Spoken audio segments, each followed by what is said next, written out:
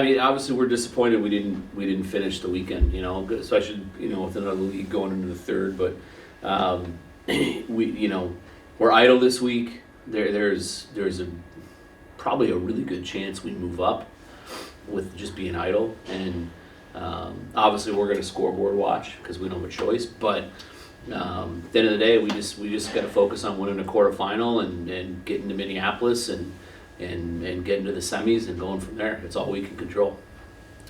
What do these next 2 weeks look for you guys? Is it hard practice? Is it just kind of light stuff? Kind of getting this ready? week's pretty light, just about getting them rest, getting them recovery. Or we'll get some pace tomorrow and Thursday. It'll be the heaviest lifting days, and then Friday probably make it optional for guys if they want to get 3 days before we get after it next week before playoffs. Coach, how exciting is it to have a playoff home game at Mullet and just the opportunity for that for your program? Yeah, I mean that was I think at the end of the day, that was our main goal, right? At the start of the year was to host playoff hockey here, and we accomplished it. We still feel like we have the best league in the country. The coaches generally feel the same way. 5 of the 5 teams in the top 20. The computer just doesn't like the league this year. It is what it is. That's them's the breaks. And it's been a great year, a great first year in the league, a really good regular season. We accomplished what our goal was of hosting playoff hockey, and now it's taking care of home ice and winning a quarterfinal and getting to the frozen face-off up in St. Paul and going from there. Did your strategy change at all, having to potentially play 3 games instead of 2? No, we're just focused on one game at a time, right? I mean, you at the end of the day, you have what you have as far as bodies and health, and we're fairly healthy right now, which is great, knock on wood. So the other piece is we get a week of rest, so we're going to take advantage of that. Rest as a weapon at this stage of the season. The teams that we potentially could play, there's really 3, between CC, St. Cloud, and Duluth. They're all in a rivalry weekend to finish the regular season. Right? So hopefully they're going to beat the hell out of each other and come in here and we get rest and we'll be ready to go. So I don't think so. I think we just need to stay to our identity, play to our identity, and most importantly, make sure that the last game we play here at Mullet is one that our fans are really happy with.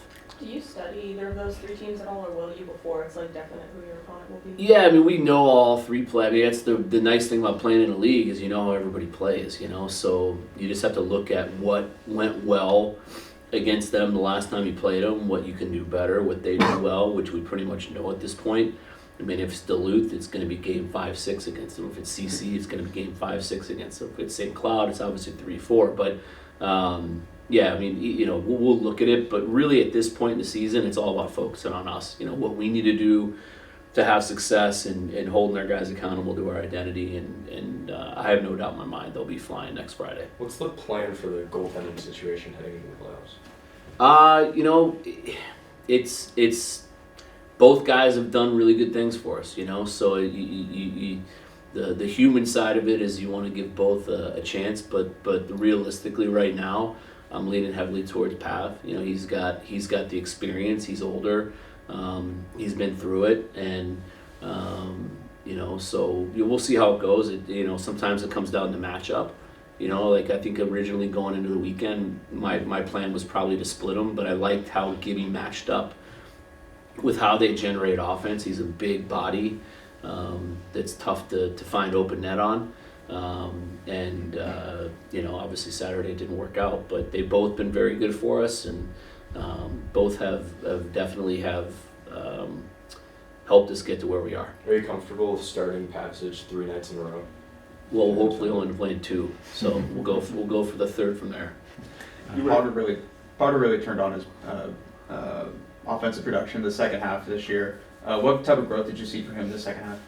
Yeah, he just started going in for him, right? And he was kind of fighting for bounces for a good month and a half there, hitting posts and missing open nets, and but he found his stride, he found his confidence, and we just kept telling him, hey, you're doing almost everything right. You're playing hard. You're doing all the the right things. It's going to go in, and it started going in for him, and he's playing his best hockey when we need him to be playing his best hockey, and that makes us dangerous. Coach, looking at a big picture, what does it say about the growth of your program going from a few years ago playing at Oceanside Ice Arena now hosting a playoff game in the state-of-the-art Mullet Arena? Yeah, I mean, sometimes you have to again, like, reflect, and it's hard to do when you're so focused and you're so confident in the group that you have, because we really are.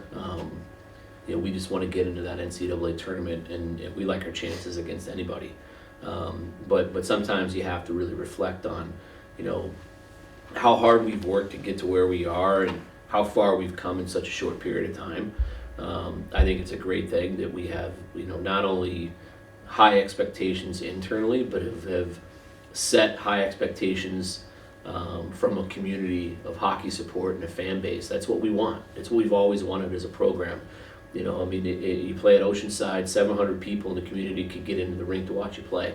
Games weren't on Fox because you're lucky to get an internet signal in there for anything. So we've come a long way, and it's been a lot of fun, and we love where we are. We feel like, we genuinely feel like we're now really just getting started, because we have everything we need now to be really successful at the highest level. And picked to finish 8th out of 9 in our conference. I think a lot of people didn't give us much of a chance or really know what we were all about or what we were getting into, and we knew that we'd finish higher than that. And we've had a great first year in this league, and the atmosphere in Mullet, for the Denver series, for the Western series, was unbelievable. It was fantastic. Something that when you're building a program, you always really work for and envision and hope for, and now it's all a reality. And I think that the atmosphere in here next weekend is going to be even better than those two. So we're looking forward to it, and we're proud of everything that we've done. What would be your message to fans for this upcoming week? Yeah, just continue to support us. Especially, I think the best example I can give of how important they are to our players and to everybody in our program is that second Denver game. We just felt like we were outplaying them. We felt like, maybe, when we go down 5-3, it wasn't really just, and you could feel the fans really, almost frustrated, feeling the same way, because we were playing so well. And they just carried us across. They literally pushed us across the finish line and just didn't give up on us and kept pushing the guys. And it was just it was a vibe in here that our guys weren't going to let them down. And so keep that energy for us. Bring that energy for us. It means more than you can possibly imagine, and we're excited to play in front of them, another couple times. Friday. You had both Jacksons back this week, something you guys haven't had for a while. What did you see out of both of their games? Really good, especially Friday. They were tremendous. But I mean, I think Ty Jackson's playing the best hockey he's played since he's been here. He's hunting pucks, he's winning puck battles, he's on the kill now. He's doing an unbelievable job on that. He's just playing winning hockey, And Dylan, for missing the previous 6 games and not skating really at all until last week, was a huge breath of fresh air. Just what he brings to the table from managing pucks and creating scoring chances, and just gives us another threat that can put a puck in the net.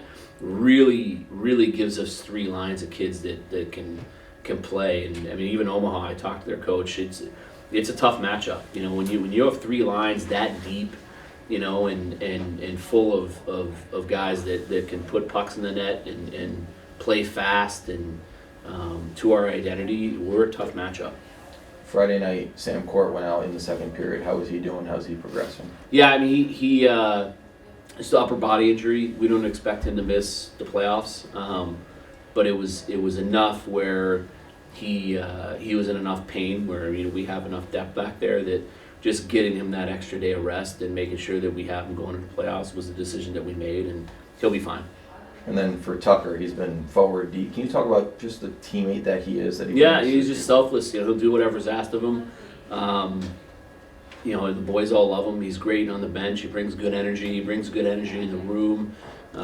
He's a selfless teammate. That's one of our core values, is selflessness. And when he's at his best, it's just that selfless approach to doing his part and being a star in his role, and he's doing that right now really, really well. Us too. Coach, how proud are you of guys like Ethan Schmaggy and Ty Murchison, just seeing how they've kind of been here since the beginning of the program and to be where they're at now? Yeah, it's really cool. I mean, for those guys to get to experience playoff hockey in this building and going through our first year in the league and all the great things that we've done this year, they deserve it. I mean, they came here to help us build a program. They came here when there were no blueprints or plans of Mullet Arena. There was no talk of Mullet Arena. When they committed, getting an arena was a goal. It's one that we thought we could accomplish, but there was nowhere even close to finalized or anything. And then clearly, we were still just fighting for respect so we could get considered to get into a league. So guys like that are truly the last of the old guard that played at Oceanside. Benji Eckerly, is the only guy left that played in that all road season during the COVID year in the Big Ten, which was a crazy experience that we went through. But so it's those three especially really are just the last of the old guard that came here for all the right reasons to build what we have here now, and they've done it. So, I just want them to enjoy it, embrace it, everything that they've helped us build and become, and they're all three huge pieces of it. You mentioned Benji was going to transition to like a kind of hybrid player coach role since his injury. How do you think he's done well? Or how he's done unbelievable. It's so funny because you have, we've done that in the past with guys like Riley Simpson and Dom Garcia and now Benji, and it's when he looks at everything through a coach's lens, and we get him, he's on the inside, and he kind of hears what we talk about, and what we see, and what we discuss, and what we go through, and how we prepare the guys. It's pretty funny watching kids, flip that hat and switch, and they're like, oh, like it makes sense, So he's a cerebral kid, and he's dealt with his injury honestly better than I have, because it's hard for me because he means so much to me in our program. I just would do anything to have him back on the ice because he's such a big piece of our identity, but. He's been here every day, and he was on the trip to Omaha. And he's going to be with us as long as we keep playing, and we obviously intend on playing here for another good month and a half. Is he ripping on any of the guys like the other coaches? Oh, we don't rip on players. Never. Coach, what was your biggest difference between your third period performance Friday and Saturday?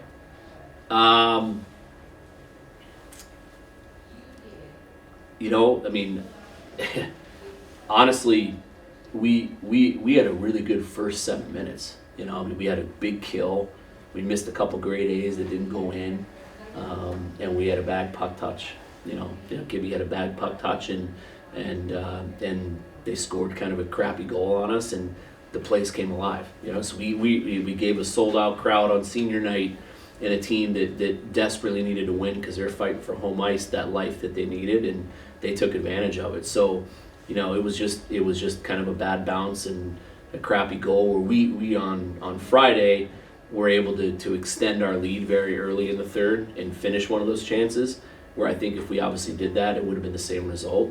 But you let a crowd of 8,000 people get back into it and give them life, and they took advantage of it, and credit to them. Then they kind of flipped the switch on us, and we didn't get back into our groove probably till about 6-7 minutes left in the game, and had a ton of chances. And for the record, I stand by what I said after the game. We believe that goal should have counted. It should have counted. I've looked at it from every angle, and it's absolutely inconclusive that was a high stick. And when you get cross-checked from behind, and you're bent over like this, and your elbows don't leave your body, and you knock a puck in, it's not a high stick. It's a hockey play. And it's unfortunate they overturned it. And had they not, it would have been tied. We had a power play. And my money's on our guys on the power play to get that big goal. So it is what it is. I don't want to rehash it, but I do think it's important that I voice my incredible discontent with that good goal on the ice being overturned. Were you surprised they also didn't call the cross check as a penalty? I mean, yeah, like it was as blatant as it gets, So I mean, When you look at that, at the review, and you see that it wasn't like he reached up and knocked the puck down and he gets cross-checked from behind, and we've looked at it from every angle, it's just, to find that conclusive, to me, is crazy. Guys, what was the explanation you got from the referees on it, if you want to share that? They just said it was a high stick. It's conclusive.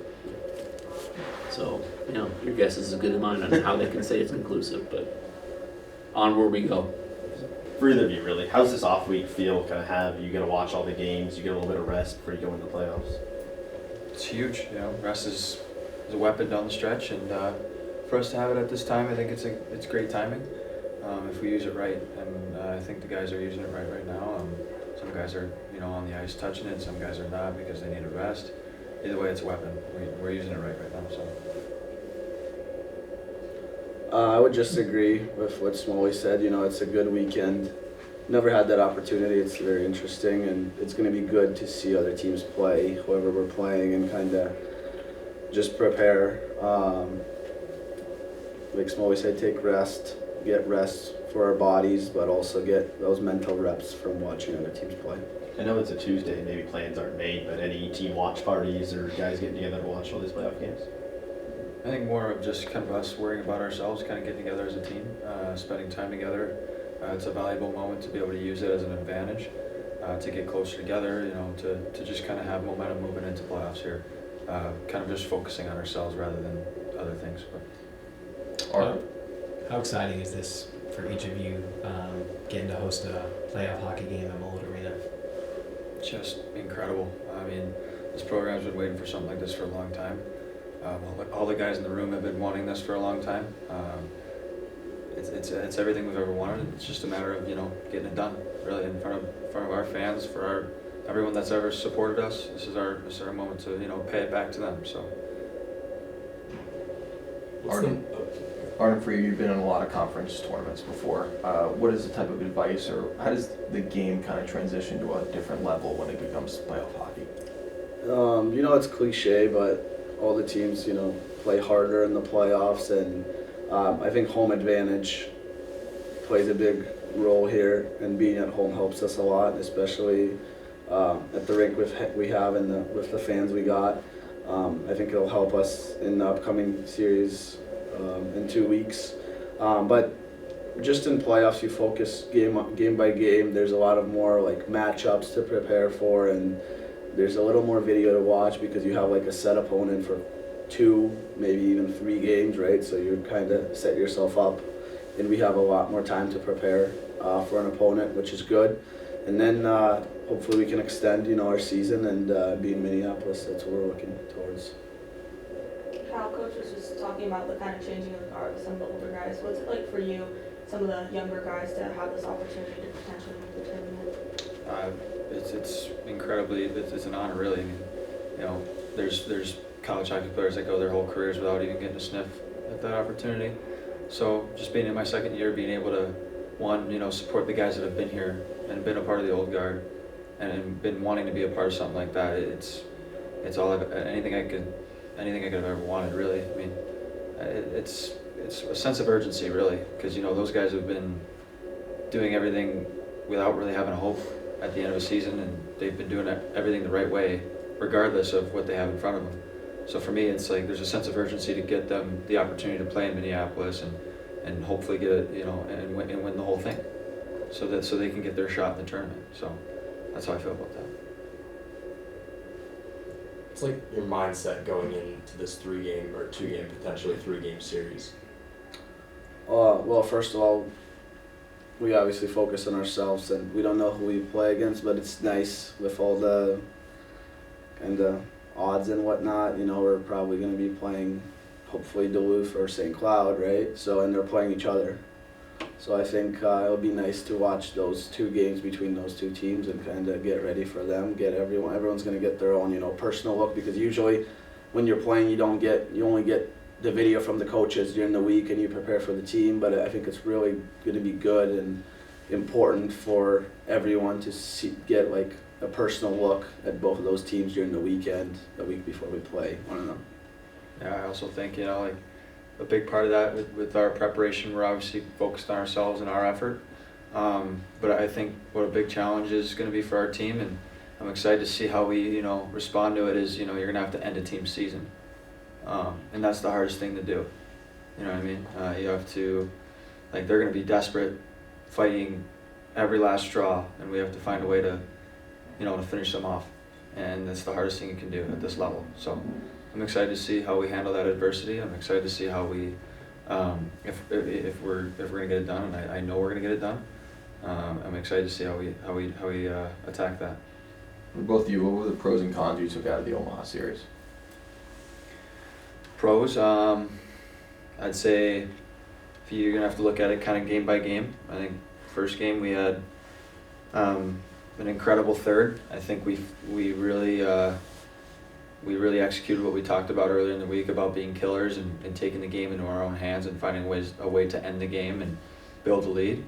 Cons from the first game, I think we didn't have a great start. I think we let them back in it more times than we wanted to. And then, pros about the second game is, we started really well, and, we kind of kept it going through the second. We didn't have a really great third. So that's how I see it. I think we can also look at the cons in the sense of, in the second game we had a ton of penalty kills. When you're on the kill 6-7 times, whatever it was, it's hard to win a game and get momentum when you're always in the box. So cleaning up the discipline is going to be huge for us going into this playoff week. So that's how I view it. I think for me, the pro and the con is the same topic. It's control the controllables. There's some things that are out of your control on Saturday night that you can't do anything about, and you just got to prepare for it. And the other thing is, it's so hard to sweep in college hockey, and especially for us getting ready for this playoff series, you got to, especially being at home, you got to end it in 2 games. That's how I see it. Because that game 3, it's like a game 7. Anything can happen, and then the home advantage kind of goes away because everyone's desperate, everyone wants to win. You're 60 minutes away from going to the semifinal at that point, right? So anything can happen. So I think for us, control the controllables is number 1, and then second of all, you got to come out each game, 1 game at a time. But when you come out for that second game, there's no thinking about if we lose, there's going to be a third game. There's no thinking like that. It's just one, you win the first one, you win the second one, and the series is over. Obviously, a tough way to lose the second game, but that goal not counting. What was the message after the game in the locker room? And Artie, is there anything that the older guys are saying to the group? I think the biggest thing with that loss for me was we're not thinking about the paralyzed anymore. And I personally, when I think about college hockey and being in college hockey, I'm never thinking about it. All I'm thinking about, you got to win your conference tournament to get in the national tournament. That's, I think, how it should work in general.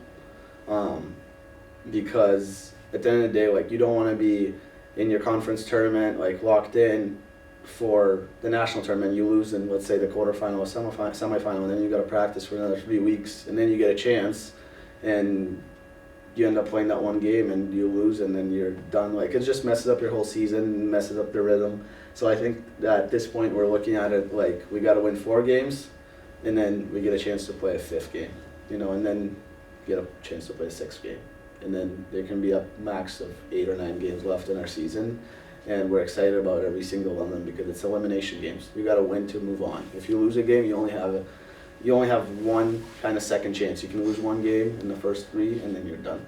If you lose more than 1, then your season is over. Coach has talked about how influential the fans have been, the atmosphere here at Mullet. What would be your message to fans for this week of just having a good crowd here? I mean, we feed off your energy, really. I mean, if you bring the energy, we'll bring you the results. If you're loud and you're providing us energy, that there's only one way the game can go. So. Is there any added pressure with more eyes being on you guys? I don't think so. You always have eyes on you, whether you know it or not. I think we just have to do what we do best. We just got to perform, be killers. That's it. Coach has called this the deepest roster this program has ever seen. From your guys' perspective, what is the full potential of this team this year? I don't think there's a number that we can put on or somehow quantify the players on the team. I think it's a close group that's gotten closer throughout the year, gotten better throughout the year in a hockey standpoint and just like a personal relationship standpoint. And like I said, now we're looking at it game by game, how good we can be as a team game by game. So I don't think there's a number on it of how good we are, but it is a deep roster. It's definitely the deepest roster I've been a part of in my 5 years, and I think there's big things ahead of us going into the playoffs. Same thing there, you know. I think we can go as far as we're willing to, you know. I think we have a chance to kind of carve our own destiny here. I think we have a chance to go as far as we're willing to take it, and at the end of the day, it just comes down to our mental toughness, and you know, at the end of the day, like our ability, really. I mean, it's all mental at this point. How far are we willing to go? How far are we willing to take it? So. Last few. Kyle, Coach mentioned how good Ty Jackson's been playing the last few games, especially now in the PK. You get to see him a lot. What have you seen from him? He's relentless. He's like a little bee buzzing around all the time. He's flying all over the place. He's quick. He's strong. He's smart. He's a great two-way guy, and being able to play with him, it's awesome. You know, it's easy to play with a guy that has high energy, high pace. So I love playing with him. Even his brother too. I mean, I had the chance to play with both of them this weekend, and sometimes I got them mixed up. I didn't know which one was which. Thank God they're opposite hands, because I wouldn't be able to tell between the two. So it's really awesome playing with two guys that, you know, do the right things, and they play hard. So.